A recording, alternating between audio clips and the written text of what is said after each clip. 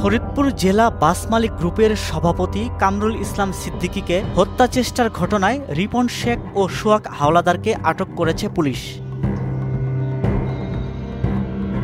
এর আগে সোমবার সন্ধ্যায় মসজিদ থেকে বের হওয়ার সময় ৫-৬ জন দুর্বৃত্ত অস্ত্র নিয়ে হামলা করে তার উপর।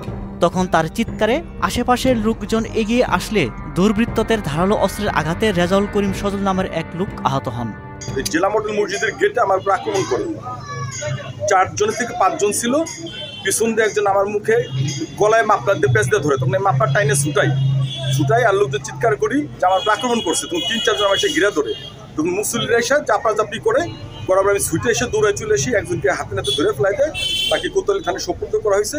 সে ওইখানে অস্ত্র সহ সেখানে নাম বলছে শুকুর মোল্লা, একজনের নাম বলছে। কোতোয়ালি থানার ভারপ্রাপ্ত কর্মকর্তা আসাদুজ্জামান জানান, এ ঘটনায় ২ জনকে আটক করা হয়েছে। হামলাকারীদের কাছ থেকে অস্ত্র উদ্ধার করা হয়েছে। মোবাইল টিম পৌঁছানোর পরে রিপন নামে একজনকে এখানে পাবলিক যারা ভাইকে ওখানে বাঁচিয়েছে এখানে তারা তাকে আটক করে রিপনকে পুলিশের কাছে হ্যান্ড ওভার করে পুলিশ তাকে থানায় নিয়ে আসছে। পরবর্তীতে আরেকজনকে থানায় নিয়ে আসছে। সেই ব্যাপারে ভাইরা এখন এজাহার দেবে, যে ঘটনা ঘটছে এজাহারে বিস্তারিত বর্ণনা থাকবে, সেভাবে আমরা পরবর্তী আইনি ব্যবস্থা নেব। এর আগে ২০০৩ সালে কামরুলকে গুলি করে হত্যা চেষ্টা করা হয়েছিল।